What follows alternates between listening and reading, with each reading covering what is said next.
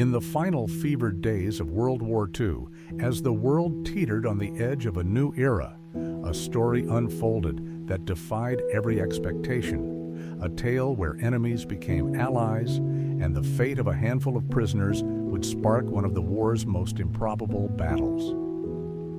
Welcome to a chapter of history where desperation, defiance, and courage collided in the shadow of a crumbling Reich. As the war in Europe neared its conclusion on May 8, 1945, German and Axis troops found themselves hemmed in by the relentless advance of the Western Allies and the Soviet Union. The Allies viewed the last stands of German resistance as almost fanatical, particularly in the East, where German soldiers confronted the Soviets with unwavering resolve. In the final days of April, Adolf Hitler issued a series of so-called fortress orders commanding military leaders, party officials, and local authorities to defend their towns and cities at all costs. Surrender was forbidden. Every German, soldier and civilian alike, was to resist to the bitter end. Just days before Germany's official capitulation, on May 4, 1945, an extraordinary alliance emerged. Germans and Americans, former adversaries, united to oppose other German forces in a confrontation that seemed to defy all logic. What was Castle-Itter, and why did it matter? What compelled Germans to join forces with Americans, and what was the outcome of this alliance? Castle-Itter, a medieval stronghold perched in Austria's Tyrolean mountains, had served as a detention center for high-ranking Allied prisoners. By May 1945, only 14 inmates remained. As Allied forces drew closer, the German guards abandoned their posts, leaving the prisoners to fend for themselves. Their newfound freedom was fraught with peril as Waffen-SS and Gestapo units still roamed the region, executing deserters and civilians accused of lacking the will to fight. Elements of the 17th Waffen-SS Panzer Grenadier Division, Götz von Berlichingen, along with Gestapo SS operatives, were present in the area.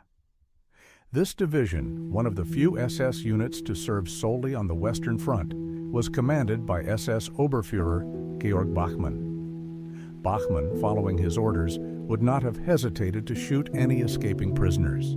He and his depleted, poorly equipped division had retreated south through Bavaria into Austria, defying suicidal commands from General Feldmarschall Ferdinand to attack Allied positions. Bachmann's refusal to sacrifice his men led to his dismissal and the initiation of court-martial proceedings against him. Despite being a decorated combat veteran, recipient of the Knight's Cross with oak leaves and swords, Bachmann was no zealot.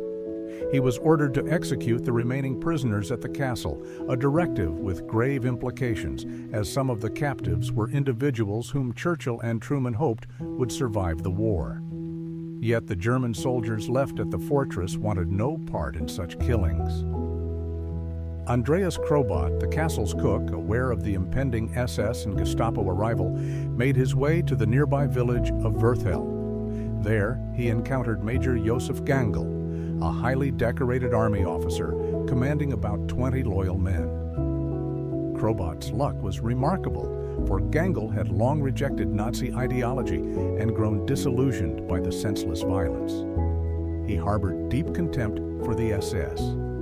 Gangl had already refused orders to place his men under Bachmann's command and instead joined the local Austrian anti-Nazi resistance, predominantly communist, becoming its leader.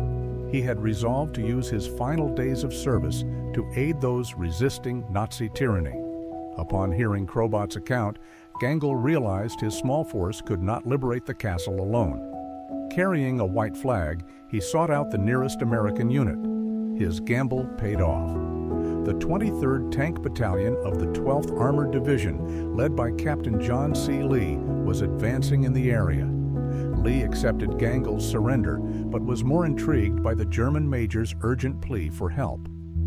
Gangl laid out the dire circumstances to the Americans, explaining the identities of the prisoners and warning that the 17th SS had explicit orders to execute everyone in the castle, under the command of the fanatical Bachmann. Many of the prisoners who were able had already joined Gangel's small force, corroborating his account. Remarkably, some of the German soldiers now fighting alongside the Americans had previously served as the prisoners' jailers, including the former jail commander, Sebastian Wimmer. The prisoners, all under threat of execution, were mostly French nationals. Among them were former Vichy officials who had switched sides, politicians, resistance leaders, and the renowned tennis player Jean Borotra. The most prominent captive was Paul Reynaud, the French statesman and lawyer who had twice served as prime minister and was a staunch opponent of Nazi Germany. His survival was a priority for Allied leaders such as Churchill, Truman, and de Gaulle. Captain Lee, trusting Gangel's word, agreed to the alliance and led the combined force to the castle, which offered a strong defensive position atop the high ground. He radioed for backup, uncertain if help would arrive in time. As dusk approached, Lee ordered his men to dig in, setting up machine guns with overlapping fields of fire. Gangel's troops, the Americans, and the prisoners, now armed, worked side by side to fortify their position. Lee's Sherman tank was stationed at the main gate to bolster their defenses. Throughout the night, tension mounted as they awaited the inevitable assault.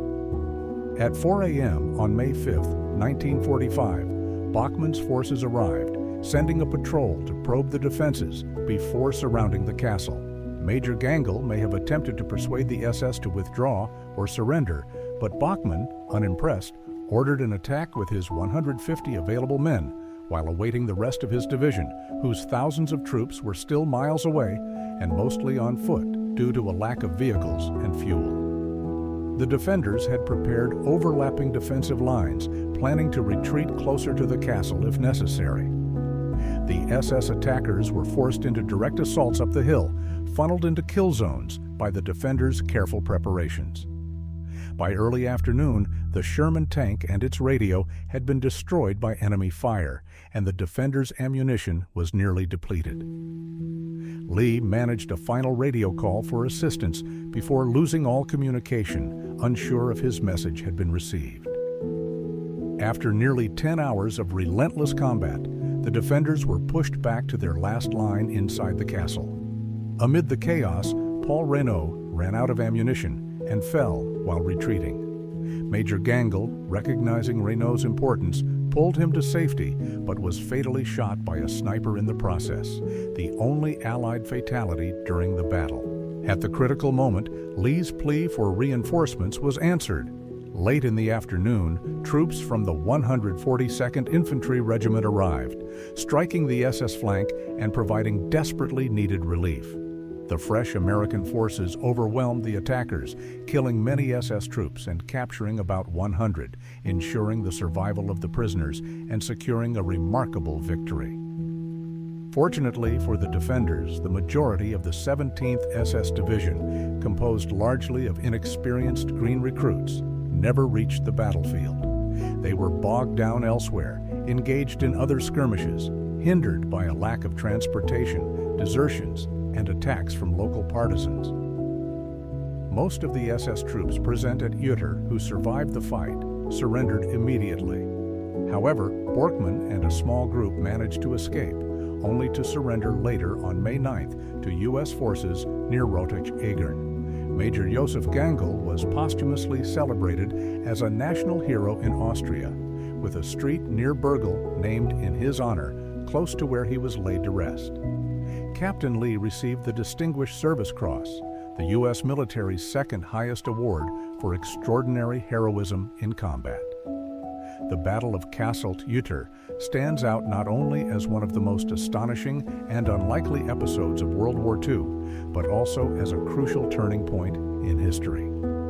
Georg Borkmann passed away on June 8, 1973. The French prisoners were secured, and the combined defenders, American, German, and French, had achieved the seemingly impossible. Thank you for joining us for this episode on Land of History. If you enjoyed this story, please like, share, and subscribe. To help support the rising costs of production, consider helping our channel in any way you can. As we reflect on this extraordinary story of unlikely alliances and courageous defiance, Ask yourself, how often do moments of humanity emerge amid the chaos of war? What lessons can we draw from those who chose unity over division in the darkest hours? If this tale moved you, inspired you, or made you rethink history, please show your support by liking this video. Your engagement helps keep these forgotten stories alive and encourages more people to discover the powerful lessons they hold.